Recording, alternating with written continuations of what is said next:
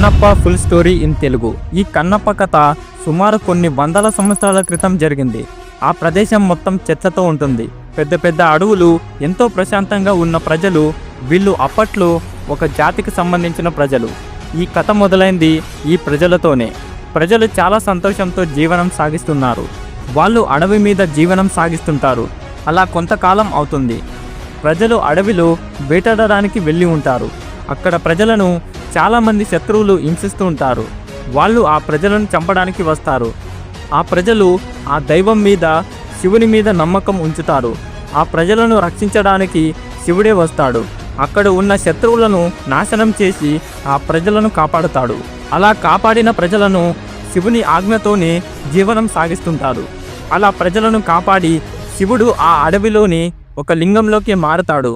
అలా అడవిని, ఆ ప్రజలను రక్షిస్తూ ఉంటాడు. ఆ ప్రజలు కూడా ఆ లింగాన్ని పూజిస్తూ ఉంటారు. అలా కొన్ని వందల సంవత్సరాలు గడుస్తాయి.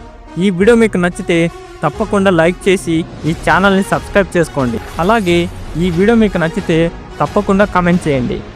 ఇక లేట్ చేయకుండా వీడియోలోకి వెళ్ళిపోదాం. అలా వందలాది సంవత్సరాలు గడిచిపోతాయి. అడవి ప్రజలు, అక్కడ ఉన్న వాళ్ళు అన్ని సంవత్సరాలు గడిచిన తర్వాత లింగానికి పూజలు చేయడం వంటివి ప్రజలు మర్చిపోయారు. అలా అడవిలో లింగం కనిపించకుండా చాలా చెట్లు మూసుకొని పోతాయి. అప్పుడు అక్కడి ప్రజలు చాలా సంతోషంగా ఉంటారు. వారికి ఒక రోజున పరిస్థితులు మారతాయి. వాతావరణం మొత్తం భయంకరంగా మారుతుంది.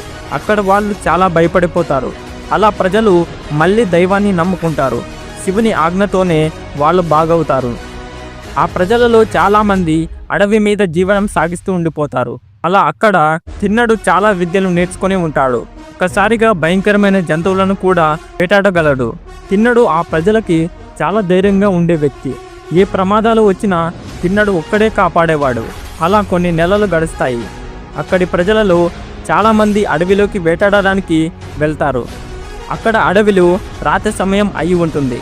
అక్కడ ప్రజలకు చాలా వింతైన శబ్దాలు వినిపిస్తాయి. అందరూ భయపడిపోతారు. చాలామందికి అర్థం కాదు. తిన్నడు ఉన్నాడు అనే ధైర్యం వాళ్ళకి ఉంది. అలా వాళ్ళు వేటను ముగించుకొని ప్రజలు తిరిగి వాళ్ళ ప్రాంతానికి చేరుకుంటారు. కానీ అడవిలో తిన్నడు ఒక్కడే ఉండిపోతాడు. అలా చాలా జంతువులను వేటాడుతూ ఉండిపోతాడు. తిన్నడుకి అడవిలో ఏదో వింత శబ్దం కనిపిస్తుంది. అది ఏంటో చూద్దాం అని వెళ్తాడు. కానీ అతను భయపడుతూ అక్కడ వెళ్ళి చూస్తే ఆ లింగం కనబడుతుంది.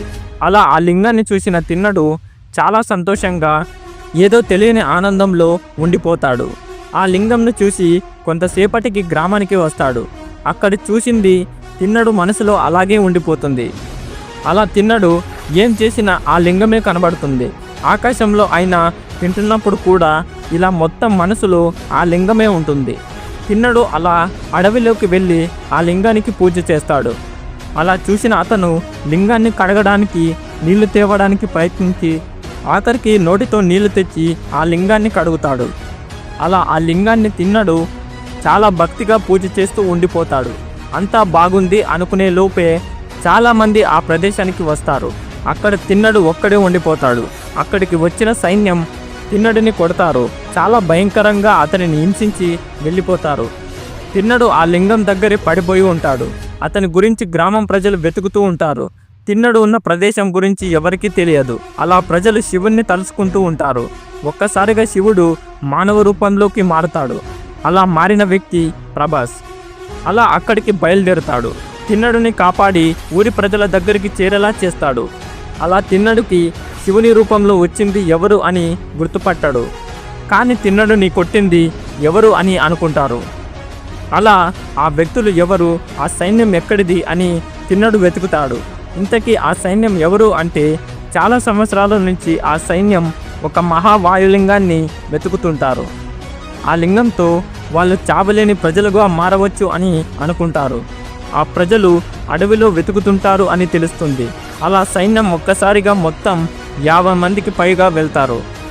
తిన్నడుకి ఆ విషయం తెలుస్తుంది. అలా వాళ్ళను ఎలాగైనా లింగం దగ్గరకు చేరకుండా చెయ్యాలి అని తిన్నడు ఒక్కడే అడవిలోకి వెళ్తాడు. అలా ఆ సైన్యంను ఒక్కొక్కరిని చంపుకుంటూ వస్తాడు. వాళ్ళను మొత్తం అందరినీ చంపుతాడు. అలా ఆ లింగానికి ఉన్న శక్తి, ఆ ప్రదేశం గురించి తిన్నడుకి ఏమీ తెలియదు. ఒక పక్క సైన్యంని చంపినందుకు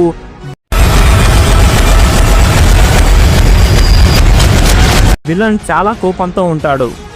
విలన్ అనుకుంటాడు, ఆ వాయులింగాన్ని మనం ఎలాగైనా దక్కించుకోవాలి, లేదంటే ఆ ప్రజలను చంపి మరీ దక్కించుకుందాం అని అనుకుంటాడు. ఒక పక్క తిన్నడు ఆ ప్రదేశం గురించి శివుని రూపంలో వచ్చిన ప్రభాస్ని అడుగుతాడు.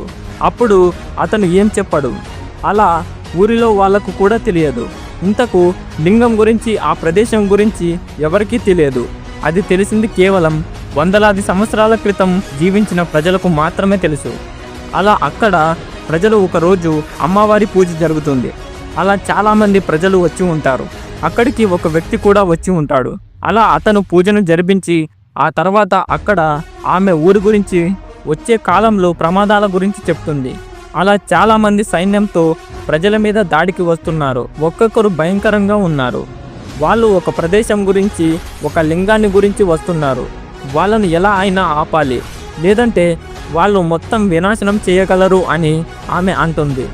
అలా అక్కడి ప్రజలు భయపడిపోతారు. తిన్నడు మాత్రం వాళ్ళు ఎంతమంది అయినా రాని, వాళ్ళను చంపి మరీ మనం ఇక్కడ ఉందాం అంటాడు. అలా ఆ ప్రజలు మొత్తం సిద్ధంగా ఉంటారు. కానీ వాళ్ళ శక్తివంతులు, వాళ్ళ సైన్యం కూడా చాలా ఎక్కువగా ఉంటుంది. తిన్నడు గ్రామం ప్రజలు మాత్రమే ఉంటారు. కానీ వీళ్ళందరికీ తెలియని విషయం, అక్కడ వెంట ఉన్నది ఒక వ్యక్తి. ఆ వ్యక్తి ఉన్నంత వరకు ఏమాత్రం భయం ఉండదు ఆ ప్రజలకి. అలా ఆ సైన్యం వస్తారు. ఎంతో భయంకరంగా జరుగుతుంది యుద్ధం. తిన్నడు ఒక్కడే చాలా మందిని చంపుతూ ఉంటాడు. రక్తపాతం వచ్చేలా చేస్తాడు. ఒక పక్క ఉన్నది శివుని రూపం, మరో పక్క తిన్నడు. అలా ఆ సైన్యం మొత్తం చాలామంది చనిపోతుంటారు. అలా ఆ సైన్యం యుద్ధానికి రాకుండా వెనకకు వెళ్తుంది. అలా యుద్ధం చేయడానికి విలన్ ఆలోచిస్తుంటాడు. ప్రజలు అనుకుంటారు ఇది కేవలం చిన్న యుద్ధం అని. కానీ వాళ్ళకు తెలియని విషయం, ఒక పక్క యుద్ధం చేసి మరో పక్క ఆ వాయులింగంను వాళ్ళు దోచుకొని వెళ్ళి ఉంటారు. అలా వాళ్ళు మళ్ళీ తిరిగి వస్తారు. ఈసారి యుద్ధం ఆ ప్రజలను నాశనం చేసేలా ఉంటుంది. ఈసారి ఎలాంటి యుద్ధం జరుగుతుంది? ఒక పక్క శివుని రూపం, మరో పక్క తిన్నడు. ఇలా వీళ్ళిద్దరూ ఏం చేస్తారు అదంతా తెలుసుకోవాలంటే పార్ట్ 2 అని కామెంట్ చేయండి. అలాగే ఈ వీడియో మీకు నచ్చితే తప్పకుండా లైక్ చేసి ఈ ఛానల్ని సబ్స్క్రైబ్ చేసుకోండి. ఇలాంటి స్టోరీస్ కావాలంటే మన ఛానల్లో ఉన్నాయి, వెళ్ళి చూడండి. Thank you for watching.